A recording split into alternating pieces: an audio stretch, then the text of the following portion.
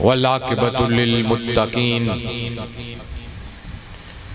वस्सलातु वस्सलामु अला सय्यदिल अंबिया वल मुरसलीन व अला आलिहि त्ताहिरीन व अला सहाबिहिल मुहतदीन व अला औलियाइल कामिलीन अर्राशिदीन। अम्मा बादु फ़ऊज़ु बिल्लाहि मिनश शैतानिर रजीम। बिस्मिल्लाहिर रहमानिर रहीम। इन्ना आतैनाकल कौसर। सदक़ल्लाहुल अज़ीम व सदक़ रसूलुहुन नबियुल करीमुल अमीन व नहनु अला ज़ालिका लमिनश शाहिदीना वश्शाकिरीना वल्हम्दुलिल्लाहि रब्बिल आलमीन। बुजुर्गों, भाइयों, दोस्तों, आगाज़ में मैं आप सबको रबीउल अव्वल के महीने की आमद की मुबारक देता हूँ। और आज इस माह रबीउल अव्वल यानी पहली बहार,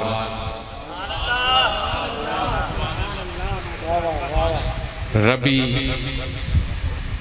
उल अव्वल का माना पहली बहार बनता है। आज उसकी पहली तारीख है और इस माह को निस्बत है आमद रसूल सल्लल्लाहु अलैहि वसल्लम की, और उस सिलसिले में आपकी ये मुबारक और पाक महफिल इनकाद पज़ीर है। मुझे अभी इंतज़ामिया के एक फ़र्द ने आकर कहा कि जनाब 1 घंटा गुफ्तगू फरमाएं। इसकी तो मैं माजरत चाहता हूँ, क्योंकि सुबह से कुछ ऐसे कामों में मसरूफियत गुजरी कि इस वक्त जिस्मानी ताकत 1 घंटा बोलने की मुतहम्मिल नहीं हो रही। बात 1 घंटे में भी हो सकती है और 1 मिनट में भी हो सकती है।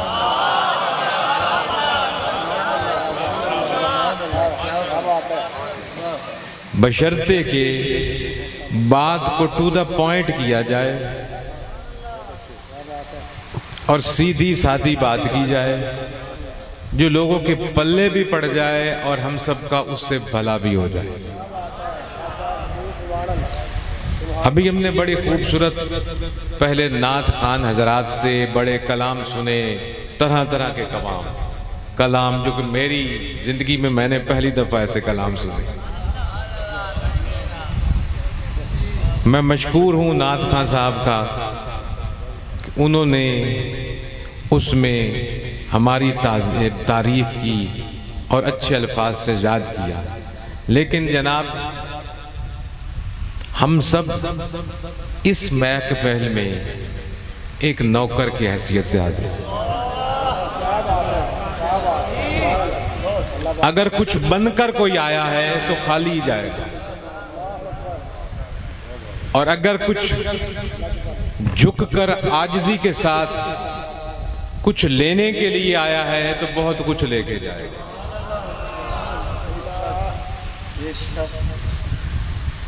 जिस शख्सियत की आमद की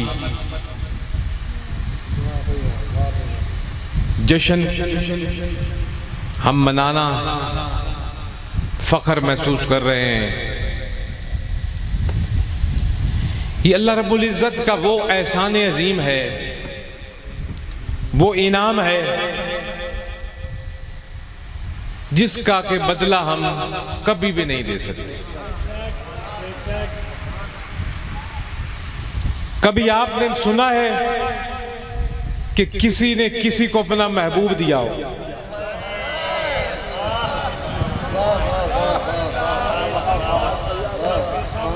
ये पूछे उससे जो मोहब्बत करने वाले हैं,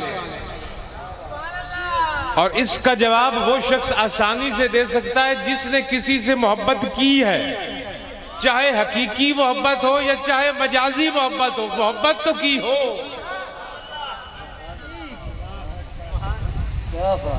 वो इसका सही जवाब दे सकता है, चाहे हकीकी मोहब्बत उसने कभी की हो या किसी से उसको मजाजी मोहब्बत की हो या हुई हो।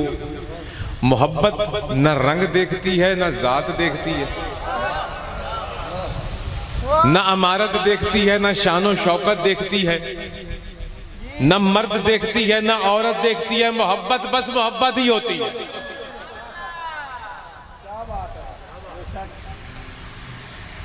कभी किसी महबूब ने, मुहिब ने, किसी मुहिब ने अपना महबूब की किसी को दिया है, लेकिन क्या करम रब्बुल इज्जत का, क्या एहसान अजीम उस अजीम हस्ती का, किस अजीम हस्ती का जो अल्लाह समद है, यानी बेनियाज है वो जात, उसको किसी की जरूरत नहीं, उसको ना हमारी इन महफिलों की जरूरत है, वो बेनियाज, उसको ना हमारे किसी सजदे की जरूरत है, वो फिर भी बादशाह है, उसको ना हमारे किसी रोजे की जरूरत है, वो फिर भी बादशाह। कोई उसको वहदहु ला शरीक तस्लीम कर ले ना कर ले, उसको कोई फर्क नहीं पड़ता। कोई उसके आगे झुके ना झुके, उसको कोई फर्क नहीं पड़ता, क्योंकि उसने कुरान में फरमाया अल्लाह समद, मैं तो बेनियाज हूं, हर शय से बेनियाज हूं, मुझे किसी की जरूरत नहीं, कुछ करने में किसी का मोहताज नहीं। हम एक एक चीज में मोहताज। मैं खिताब कर रहा हूं, मैं अपनी आवाज आप तक पहुंचाने के लिए इस माइक का मोहताज, उस इल्म उस इंफॉर्मेशन का मोहताज हूं जो अल्लाह ने मुझे दिया आपको कुछ पहुंचाने के लिए। इस छत पर चढ़ने के लिए हम सीढ़ी के मोहताज, कुछ भी करें कहां भी जाएं हम हर जगह पर मोहताज ही मोहताज है। लेकिन वो रब की जात वो जात है, वो किसी की मोहताज नहीं। वो जब कुछ करने पर आए तो किसी के जरिए नहीं करता, कहता है हो जा तो वो हो जाता है।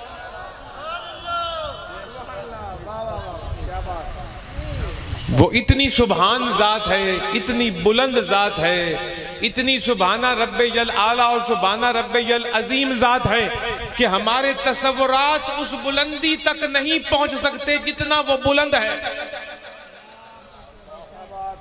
हमारी तसव्वुरात और हमारा इल्म उन ताकतों को नहीं पहुंच सकता जो ताकतों का वो मालिक है। लेकिन उस इतने अजीम रब ने अपना महबूब दिया। मेरे दोस्तों, हकीकतन मैं सच बात कहूं, हमें कदर नहीं है, हमें कदर नहीं है। चंद तकरीरें करने से उस नेमत अजीम जो रब ने हमें दी ये अदा नहीं हो जाता उसका जनाब कि हमने चंद तकरीरें कर ली उनकी शान में, हमने चंद महफिलें मना ली, हमने चंद नया नात पढ़ लिए, शेर पढ़ लिए।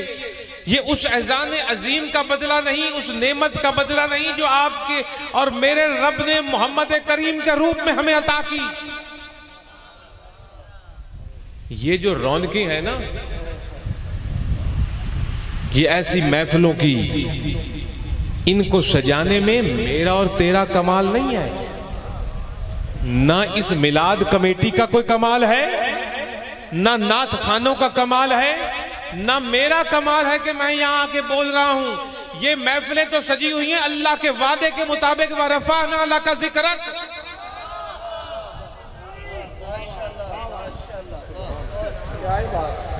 वरना तू और मैं कौन है? हाँ, हम शुक्र जरूर बजा सकते हैं, कि अल्लाह जब तूने वह रफाना लका जिक्रक का वादा पूरा किया तो हमें किसी ना किसी थोड़ा सा हिस्सा दे दिया,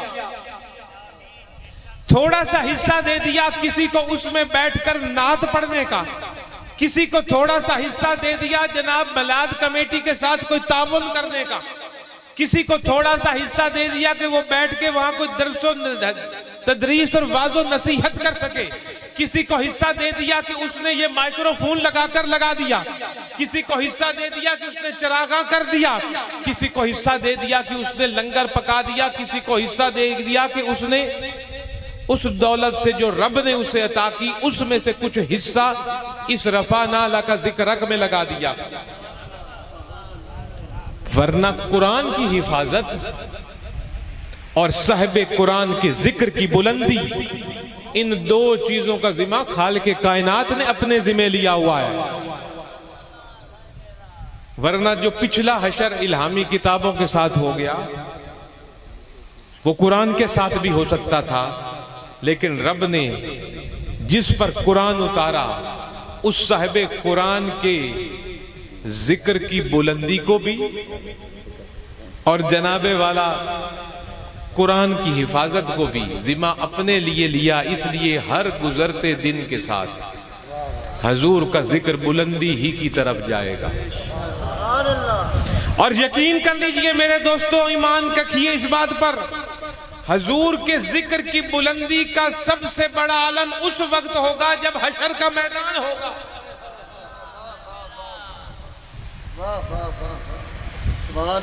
हजूर की नबूवत और रिसालत तो उस वक्त से है ना जब इस कायनात में दिखने वाली हर चीज में से कोई भी न थी, कुछ भी न था।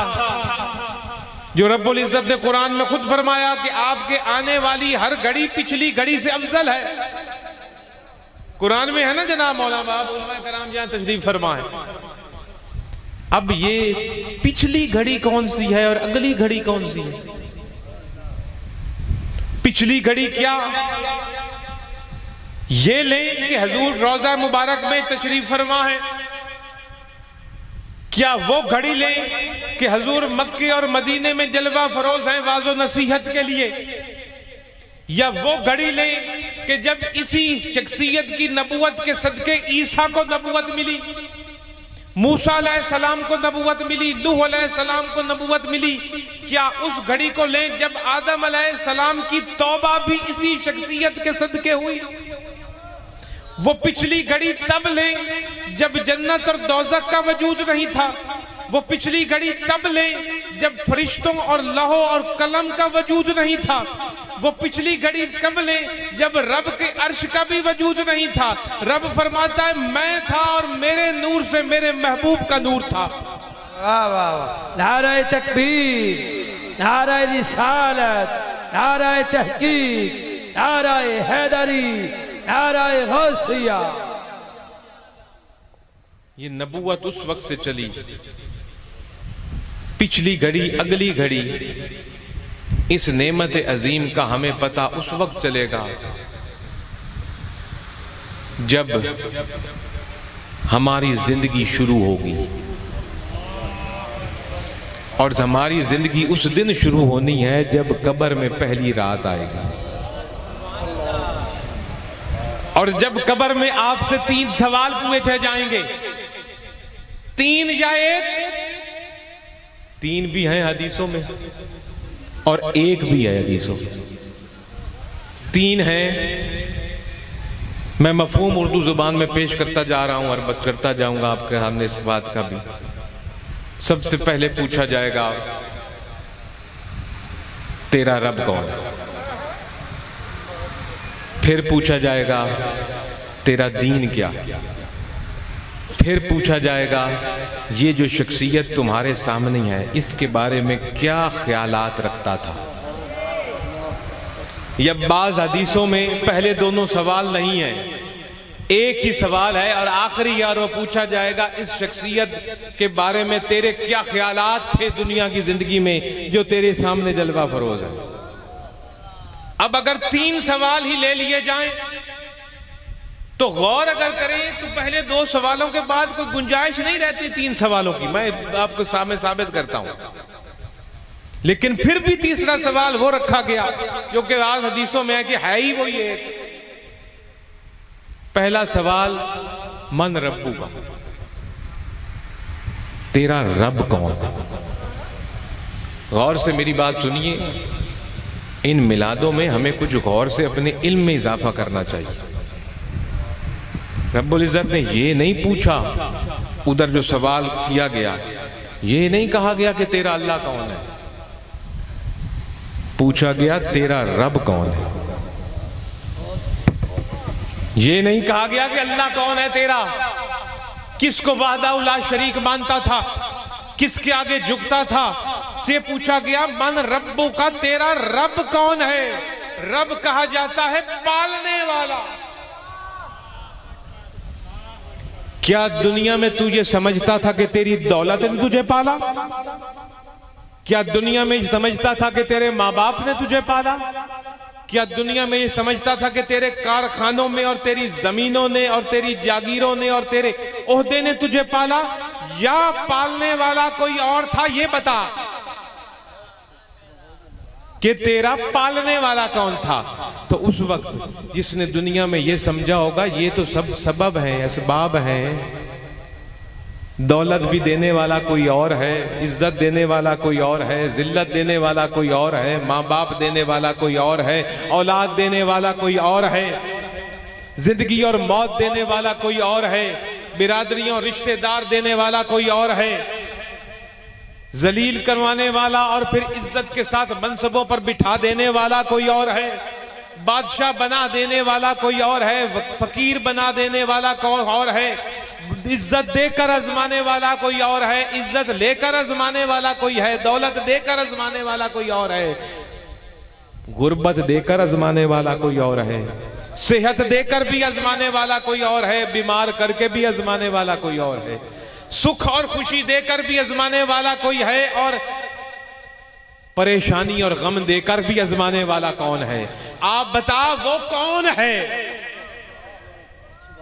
ये कब्र का पहला सवाल है।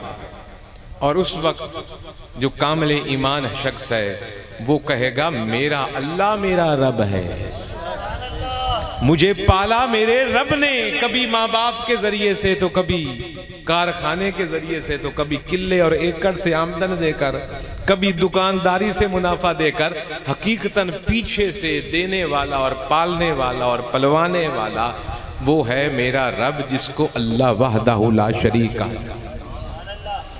उसके बाद दूसरा सवाल होगा जो बहुत ही इंतहाई गौर तलब सवाल है, और वो सवाल है मान लिया कि तुझे पालने वाला, तेरे पास जो कुछ था मान लिया, तूने इकरार कर लिया कि अल्लाह ने दिया, मान लिया तेरे पास दौलत भी अल्लाह की, तेरे पास इज्जत भी अल्लाह की, तेरे पास औलाद भी अल्लाह की, तेरी बिरादरियां भी अल्लाह की अता, तेरी वजारत और तेरी बादशाहियां भी अल्लाह की अता, तेरे पास इल्म भी अल्लाह की अता, क्योंकि जाती मालिक तो अल्लाह ही है। इस कायनात में तो जिसके पास कुछ भी है अताई है। मान लिया कि तेरे पास जो कुछ था, तू कह रहा है मैं इकरार करता हूं कि मेरा सब कुछ रब की दिया हुआ था, अल्लाह का दिया हुआ था, मेरा रब वही था। अब ये तो बता, उसने जो तुझे सब कुछ दे दिया इस दुनिया में, अब ये बता तेरा दीन क्या था, तेरा उस दुनिया में वे ऑफ लाइफ क्या था, ज़ाब्ता हयात क्या था। वहां नहीं पूछा गया तेरा मजहब क्या था, पूछा गया बता तेरा दीन क्या था। तो दुनिया में जिसको रब क्या कह रहा है, क्या उसके बताए हुए दीन पर चला, उसके बताए हुए वे ऑफ लाइफ को तूने इख्तियार किया, उसके बताए हुए ज़ाब्ता हयात को तूने इख्तियार किया। अब ये बता तेरा ज़ाब्ता हयात क्या था, तेरे जिंदगी गुजारने के असूल क्या थे, तेरा शबो रोज कैसे गुजरता था, तेरी रातें कैसे गुजरती थी, तेरे कारोबार की कमाई हलाल थी कि हराम थी, तेरी औलाद की परवरिश कुरान और सुन्नह के मुकातिब थी या मुखालिफ थी, तेरा कौल फेल चाल डाल कुरान और सुन्नत के मुताबिक था कि मुखालिफ था, तेरा लोगों के साथ रख रखाव, चलना फिरना, उठना बैठना तेरी सियासत करना, तेरे कारोबार करना, तेरी तिजारत करना, तेरी अदलिया सजाना, तेरी थानेदारियां करना, तेरी वकालतें करना, तेरी डॉक्टरियां करना, तेरी इंजीनियरिंग करना, क्या सारी की सारी कुरान और सुन्नत उस ज़ाब्ता हयात के मुताबिक था कि कुछ और था? कामिल ईमान होगा और उसने दुनिया में नबी पाक के हर हुक्म पर लब्बैक कहा होगा, वो आशिक बना, ऐसा आशिक बना कि जिधर रसूल का मुंह उधर उम्मती का मुंह। और अगर देखना है कि वे ऑफ लाइफ की सही तशरीह कहां से मिलती है कि दीन को ज़ाब्ता हयात हमने कैसे समझना है, तो क्या मेयार है? मेरे पीर हुसैन की जिंदगी, मेरे पीर हुसैन की करबला में कुर्बानी वो मेयार है कि दीन किस शय का नाम, वो मेयार है कि ज़ाब्ता हयात क्या है, वो मेयार है जो हुसैन ने हमारे सामने रखा, जो क़यामत तक ताबिंदा और पाविंदा रहेगा। वो वे ऑफ लाइफ हमें नमाजों से बढ़ के कुछ और दिखाता है, हमें हर बातिल के सामने खड़ा होना दिखाता है। तो वो वे ऑफ लाइफ, ये दूसरा सवाल होगा। अब जो इन दो से निकला, एक तरह से देखा जाए तो बात तो खत्म हो जाती है, एक तरह से देखा जाए तो बात खत्म हो गई भी। उसने अल्लाह को अपना रब मान लिया, उसने पूरी की पूरी जिंदगी दीन के मुताबिक गुजार दी भाई। उसने नमाजें भी पढ़ ली, रोजे भी रख लिए, हज भी कर ली, ज़कात भी अदा कर दी, सच भी बोल लिया, हलाल भी खा लिया, हराम से भी बच गया। उसने जिंदगी तमाम की तमाम जिंदगी का ज़ाब्ता हयात कुरान और सुन्नत को बना लिया। इन दो सवालों के बाद तो छूट जाना चाहिए, मामला खत्म के बाद जनाब जाओ ले जाओ इसको जन्नत में। लेकिन बात खत्म नहीं हुई, आखिरी सवाल आगे खड़ा है और हजूर की, और ये नहीं पूछा गया कि तुम्हारी जिंदगी में अल्लाह का रसूल कौन आया या नबी कौन आया, नाम बताओ उसका, ये सवाल नहीं है। पूछा गया ये शख्सियत, हजूर की शख्सियत को आगे लाया जाएगा। ये जो शख्सियत तुम्हारे सामने है, इसके बारे में दुनिया में क्या अकीदा रखता था? बात यहां खत्म होती है।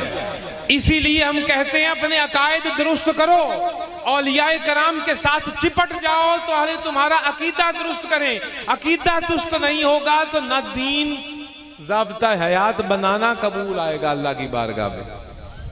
अकीदा दुरुस्त पूछा जाएगा, ये जो शख्सियत तुम्हारे सामने है इनके बारे में जरा बता ना, मिंबरों पर खड़े होकर गला फाड़ फाड़ के क्या कहता था, क्या कहता था कि दीवार के पीछे पता नहीं, क्या कहता था कि अगर ख्याल आ जाए तो नमाज खत्म हो जाएगी, या क्या अकायद रखते थे आज वो तो बता। वो अल्लाह सुनना चाहता है और उन अकायद से जब बंदा निकलेगा, जब उस अकीदे की दुरुस्तगी वहां आएगी, उसके बाद उसको कहा जाएगा जा अब तेरा इस्लाम को ज़ाब्ता हयात इख्तियार करना भी कबूल है और जा अब अल्लाह को रब मानना भी कबूल है, क्योंकि अब तेरे अकायद दुरुस्त हुए हैं इस शख्सियत के बारे में। इसलिए मैंने अर्ज किया कि हम लोग ये एहसान अजीम नहीं उतार सकते जो अल्लाह ने हम पर किया। ये चंद मिलाद मना लेने, ये बहुत बड़ी खुशकिस्मती की बात है कि अल्लाह हमसे ये काम ले ले। हकीकतन मेरे भाइयों, जितने मिलाद मुस्तफ़ा पाकिस्तान में होते हैं ना, मेरे ख्याल में और कहीं नहीं होते, शायद इंडिया में कहीं होते हों, क्योंकि इंडिया में भी काफ़ी इस चीज़ का रुझान है। लेकिन जितनी ये इस किस्म की महफिलें मुनक़िद होती हैं ना, मेरा इंफॉर्मेशन के मुताबिक नहीं है कि किसी और इस्लामी मुल्क में इतने इस किस्म के फंक्शंस मुनक़िद होते हैं जिनको मिलाद मुस्तफ़ा का नाम दिया जाता है। क्योंकि मिलाद मुस्तफ़ा का मतलब मिलाद, मौलूद से पैदाइश, किसकी पैदाइश? मुस्तफ़ा की पैदाइश। ये एक तरह से तौहीद कॉन्फ्रेंस भी है मिलाद मुस्तफ़ा, ये एक तरह की तौहीद कॉन्फ्रेंसें भी हैं, इसलिए कि हम किसी की मौलूद होने को और किसी की मिलाद मना रहे हैं तो मखलूक समझ रहे हैं तो मना रहे हैं ना। तो तौहीद कॉन्फ्रेंस तो हो गई ना। तौहीद का मतलब है ना कि अल्लाह एक है, उसको ना किसी ने पैदा किया ना उससे कोई पैदा हुआ, उस जैसा कोई सिफात में कोई है ही नहीं, तो रब की तो मिलाद की महफिल हो नहीं सकती ना, क्योंकि वो तो पैदा ही नहीं हुआ, वो तो खालिक है। हर चीज ही मखलूक है। ये माइक्रोफोन भी मखलूक, आप और मैं भी मखलूक, ये मोबाइल फोन भी मखलूक, सूरज चांद सितारे भी मखलूक, दिन और रात भी मखलूक, महीने दिन और साल भी मखलूक, ये सोफे भी मखलूक, औलिया भी मखलूक, गौस और अबदाल भी मखलूक, अंबिया भी मखलूक, रसूल भी मखलूक, जन्नत और दोज़ख भी मखलूक, फरिश्ते भी मखलूक, जिन्नात भी मखलूक, परिंदे उड़ते हुए भी मखलूक, पानी की तह में तैरती हुई मछलियां भी मखलूक, सब मखलूक हैं। तो हम अगर उस तमाम मखलूक में से जो सबसे अफजल अशरफुल मखलूक है, और अशरफुल मखलूक में तमाम अंबिया अफजल हैं, और फिर तमाम अंबिया में से सैयदुल मुरसलीन अफजल हैं, इमामुल अंबिया अफजल हैं, हम भी तो उन्हीं का मौलूद मना रहे हैं, मिलाद मना रहे हैं, मतलब वो मखलूक है, खालिक नहीं है। ये तौहीद कॉन्फ्रेंस है। कौन कहता है जी कि मिलाद मनाना गैर शरई है? हम मखलूक समझ के मना रहे हैं। हम उस एहसान अजीम के आगे झुक रहे हैं कि अल्लाह तूने इतना बड़ा एहसान हम पर किया कि इस माह मुकद्दस में हम एक ऐसी शख्सियत अता की जिनके आने का मकसद है कि तेरे अहकामात हम तक पहुँचाना, तेरी आयतें हमारे सामने पढ़ना, हमें इल्म सिखाना, हमें हिकमत सिखाना।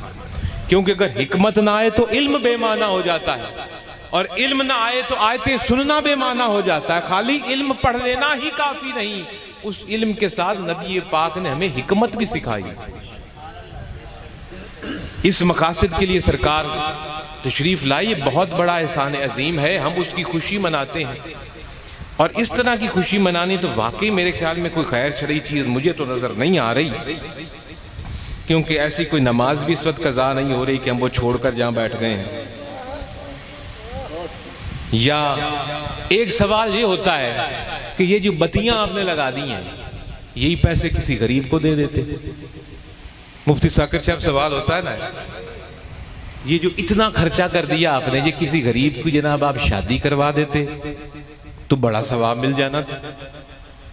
हाँ जी, तो तौहीद कॉन्फ्रेंसों पर भी तो खर्चे इसी तरह होते हैं। चलो उसको तो एक साइड पे रख लें। काबे की गिलाफ की तारीफ कभी आपने सुनी है? काबे के गिलाफ, काबे के ऊपर जो गिलाफ लगा हुआ है ना, उसकी कीमत अगर पाकिस्तानी करेंसी में लेकर आ जाए तो 100 करोड़ से ज्यादा है। इस वक्त के काबे के गिलाफ की जो काबे पे लगा हुआ है, खालिस रेशम से वो बना हुआ है, और जो उस पर तहरीर हुई हुई है ना कुरान की आयतें, वो खालिस सोने की हैं। और पाकिस्तानी करेंसी में अगर उसको कन्वर्ट किया जाए तो जनाबे वाला आज की आपकी इस करेंसी के 100 करोड़ से भी ज्यादा उस गिलाफ की कीमत है, जो हर साल तब्दील किया जाता है, हर साल नया डाला जाता है।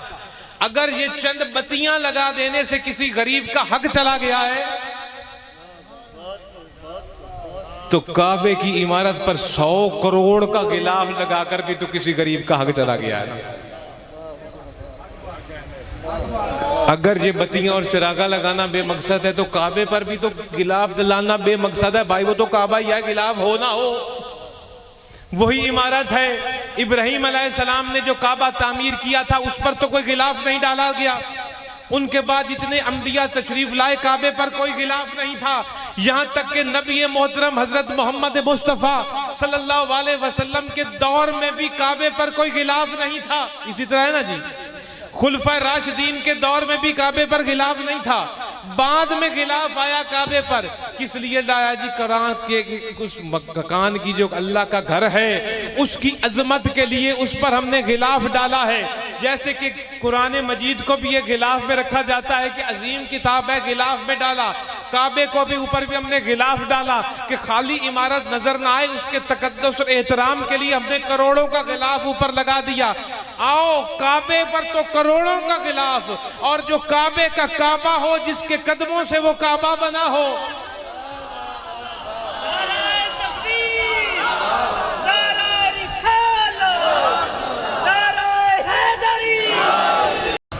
मेरी ये गुफ्तगू से ये मतलब ना लिया जाए कि किसी गरीब की मदद ही ना करे। मेरे कहने का ये मकसद है, अगर इसको गलत कहते हो तो फिर वो भी गलत है, और अगर वो सही है 100 करोड़ का खिलाफ, तो ये चंद हजारों की चरागा भी इन मोहब्बत करने वालों का दिल तोड़ने के लिए ऐसी बात तो ना करो। लगाने दो उनको भाई। अपना बच्चे की शादी करते हो तो घर में झंडियां लगा ही लेते हो। अपने बेटे की बर्थडे करते हो तो केक ले आते हो, बाजार से काटते हो। बेटे की बर्थडे पे मेहमानों को बुलाते हो कि मेरा बेटा 4 साल का हो गया या साल का हो गया या 10 साल का हो गया। खाना भी मेहमानों को खिलाते हो। अपने बेटे की मिलाद का, अपनी औलाद का मिलाद मनाकर खाना भी खिलाते हो। औलाद का मिलाद मनाकर उनको जनाब झंडियां भी लगाते हो। औलाद का मिलाद मनाते वक्त तोहफे देते भी हो, तोहफे लेते भी हो। लेकिन औलाद का मिलाद मनाना किसी को नहीं चुभता।